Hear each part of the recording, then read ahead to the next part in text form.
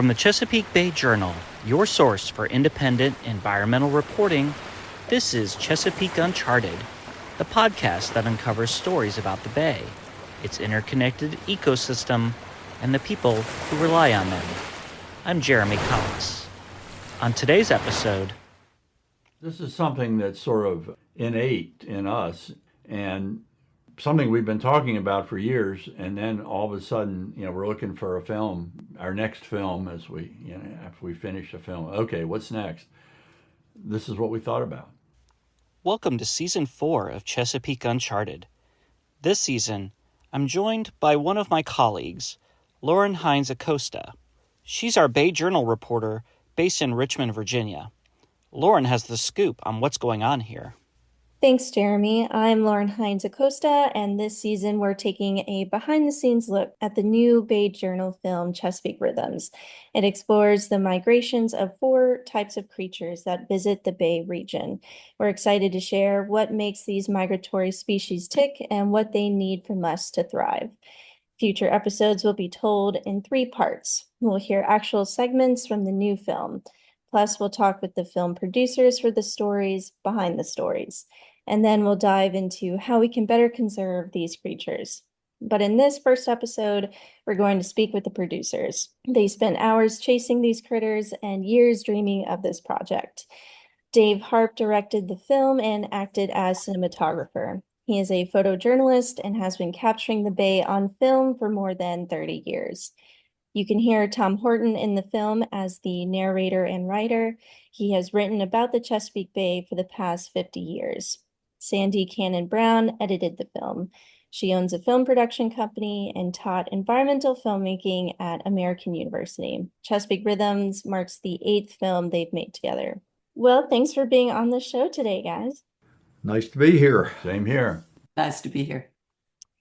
Well, Dave, you've told me that you and Tom have been talking about this film for years, specifically this idea of rhythms in the Bay. So how did this film become a reality, and why was Rhythms your inspiration? Well, Tom and I have been exploring the Bay years ago with the Baltimore Sun and for book projects and for magazine stories for 40-some years, and have been always conscious of the rhythms of the Bay. I mean, the tides, the wind, the migration of all the different animals coming through.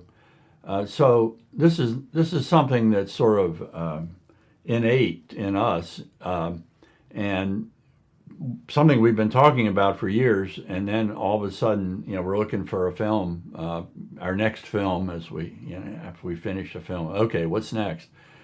This is what we thought about.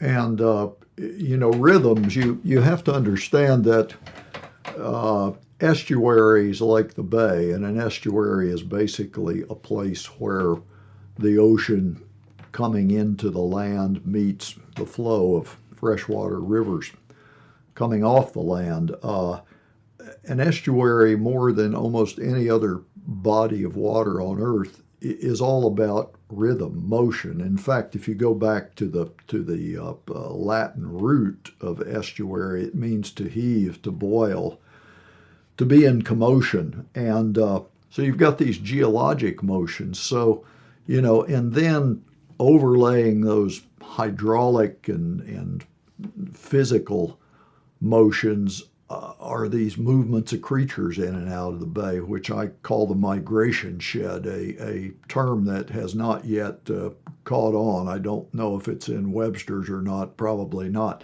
So, yeah, all about rhythms, all about motions, that's estuaries.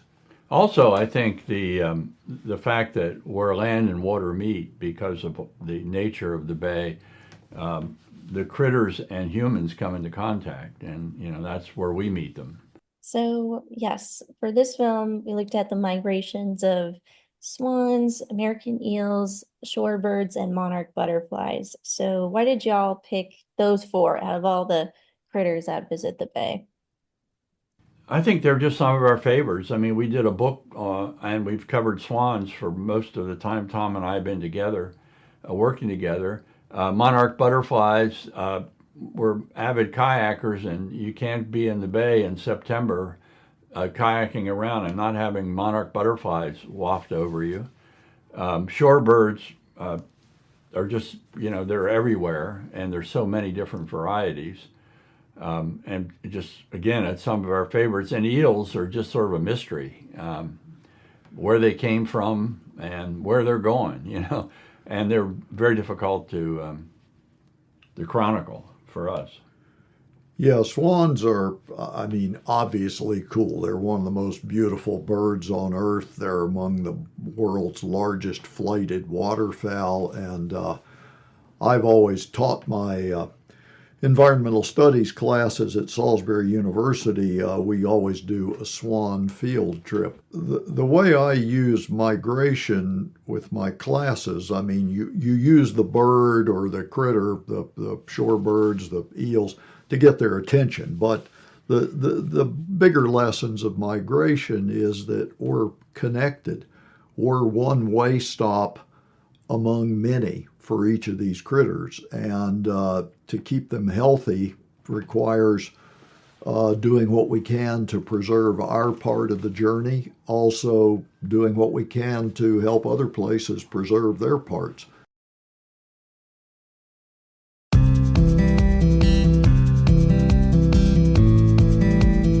Hi, this is Laura Lutz, editor at the Chesapeake Bay Journal. I hope you're enjoying our podcast, and I'd like to invite you to join the community of Bay Journal readers. If you care about climate change, wildlife, clean air, healthy communities, and of course the Bay and its rivers, you'll find news you can use at the Bay Journal, along with some great ideas for outdoor travel. Our subscriptions are free. Check us out at bayjournal.com and click on subscribe to start receiving the best independent environmental news in the Bay region.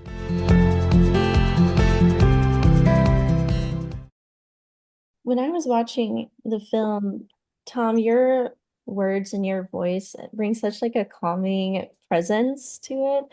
And I understand you've written lots and lots of poetry. So I'm curious, what has inspired your writing and your prose?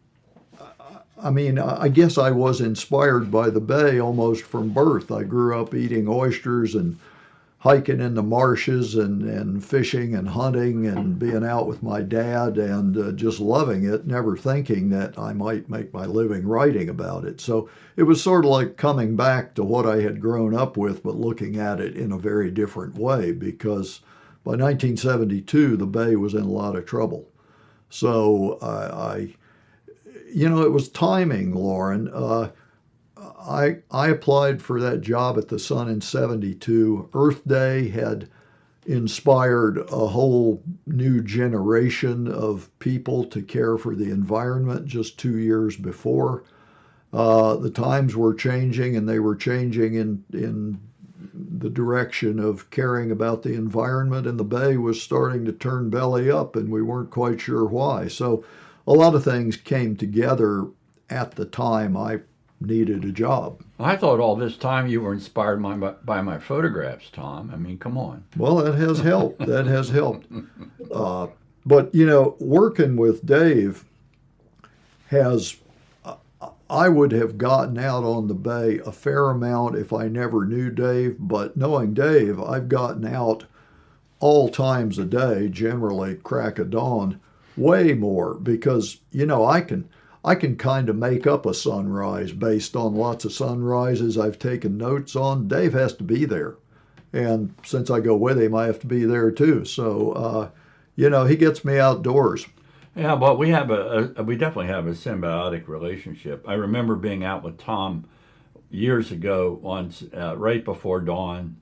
We were getting ready to go into a heron rookery. On South Marsh Island. Island, and he's scribbling in his notebook, and I said, "Tom, what are you writing about?" And he said, "The color of the water as the light changes." Because that's it's really an inspiration to me. So. It's really cool. You see as I said, the water wakes a long time before the land. Yeah. Never forgotten that. Sure, gotta take notes. I understand y'all have done so many books and films together. So Dave and Tom and Dorian and Sandy, I have questions for you. Don't worry. Um, Now, remember now, Sandy is the glue that holds this whole project together. So Yeah, the one film she didn't work on with us was hell. it was. It It was. was. Yeah. Dave and I were even a little snappy with each other. Yeah. It was hell. that kind of leads me to my next point because Dave, you said Sandy's kind of taught you how to make a film, and y'all have been collaborating since 2015. So, like Sandy, what was that relationship like in the beginning when all of you were first starting to collaborate? And what tips did you give Dave, by the way? Well, we could go on for a while here, but when I first met Tom Horton, it was he was going to narrate a film for Shore Rivers, and I was in awe. I was nervous because Tom Horton was the name like James Michener. I mean, he was a famous Chesapeake legend. But after meeting Tom, it was very easy, pretty laid back guy, nice to get to know. And then did another film that he narrated a year later. But I guess it was 2015 then when we started together, I had read William Warner's book, Beautiful Swimmers. And if you've read that book, it's just gorgeous. It's that you almost see it as you read it. And I thought, this would make a great film. And I got to the afterword in the book, and the first sentence talked about his friend, Tom Horton. I thought, oh my God, I know Tom. There's a connection here. So I went down to see Tom and asked him if he'd be interested in making a film, and he was kind of hesitant. But I remember very clearly he said, well, if my friend Dave Harp could be involved. And the rest is history.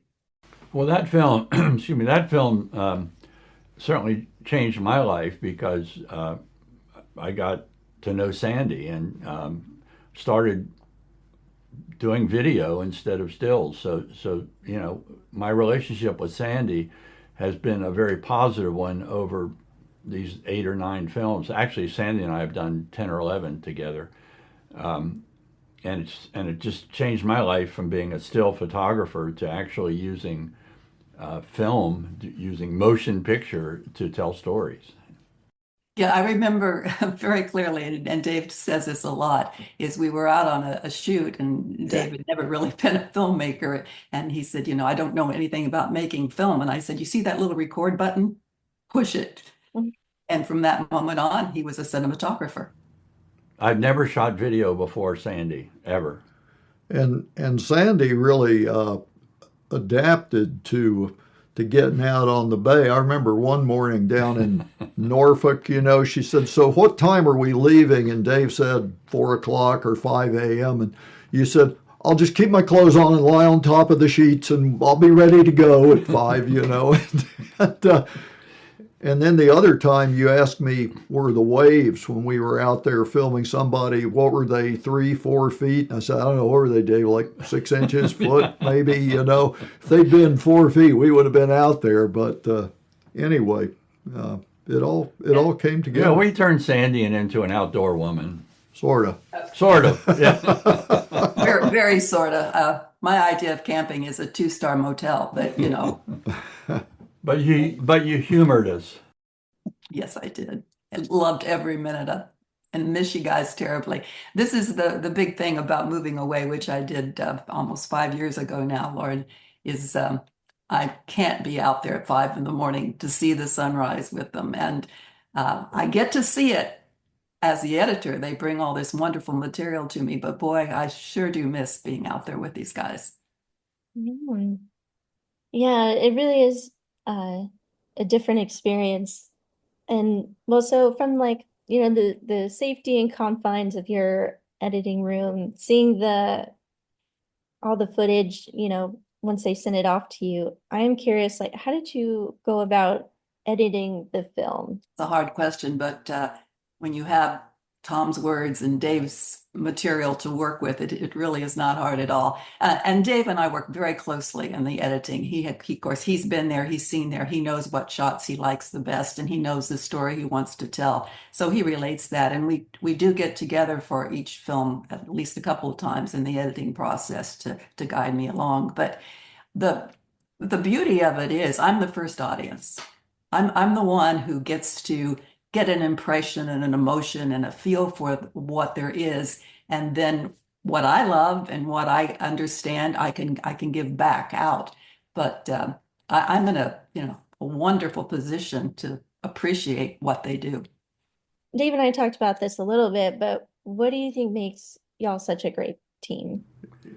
I don't know. Well, at this point, Well, it'd be kind of hard to tell him to take a hike. I found a younger, prettier photographer or something, But I think there's just good chemistry, and we're all close friends. I mean, I've only known Sandy for 10 years, but we're dear friends. And Tom and I have been together for 40 years. And yeah, I think we were first thrown together on the Smith Island assignment, wasn't it? Yeah, right. By the Sun, going way back. Let's put it this way: I've worked for magazines up to and including National Geographic, so worked with some other good photographers, but I've never worked with a photographer who comes with me even when there's not a photograph to be had. Dave just likes to come and see what the story is. And the beauty of using film now over the last 10 years is it is a wonderful way to tell a story and to get facts out there. I just love that. And I consider myself a journalist foremost, other than being a photographer and a cinematographer or whatever else, director or whatever other names you want to call me. But I love journalism.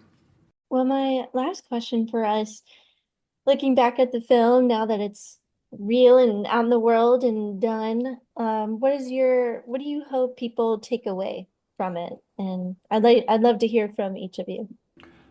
Well, my take on it is, if you break it, you bought it. I think that just taking care of the land, of the water, taking care of the environment, living lightly on the land, appreciating that which is around us. The migrations to me are just magical. And I never, ever tire in November when I hear the first tundra swans fly over on their way down. To me, it just sends chills every year. So I think just learning to appreciate our environment, learning to appreciate the world around us, and especially on a micro level here on the bay, taking care of a very fragile environment, very fragile place. Yeah, and I kind of hope it furthers this concept of a migration shed, which I like. Look, we started 50 years ago, we paid a lot of attention to the bay, meaning the water. Then at some point it became clear, well, you've also got to pay attention to the watershed, which is 16 times bigger. And then it became clear, a lot of pollution comes from the air. So we got to pay attention to the airshed, which goes clear up into Canada, the air that blows toward the bay carrying pollution. And this just expands that watershed, airshed to an even bigger layer, the migration shed, which stretches from Argentina to the Arctic to the Bering Sea. So I kind of big picture thinking, I like that a lot. I think the main thing for me was an education, because most of the facts I had some idea of, but most of them I didn't. And it gave me an appreciation for reminded me that every critter has a story and is important. I mean, when they told me we were going to have a segment on eels, I kind of went, oh, really? They're not very pretty, and who likes eels? But the story is absolutely amazing. And you begin to appreciate all these critters out there from this migration and the lives that they lead. And some of those lives are very, very short in going thousands and thousands of miles. But I hope that people come away with a great appreciation that we as humans really are pretty weak, do-nothing people, do-nothing critters. Yeah. Well, thanks so much for talking with me, at least for this first episode. I really appreciate it. Thank you, Lauren. Yep, thanks. Thank you. Well, that was Lauren Hines Acosta reporting for the Chesapeake Bay Journal. I just wanted to drop in here before the theme music plays to just let you know that if you like what you're hearing with Chesapeake Rhythms, you can see it as well. And you can find that video on the Bay Journal website at bayjournal.com and search under the Multimedia tab. Or you can find it on our YouTube page. Just head over to that YouTube search bar and type in Chesapeake Bay Journal. Okay, on with the credits.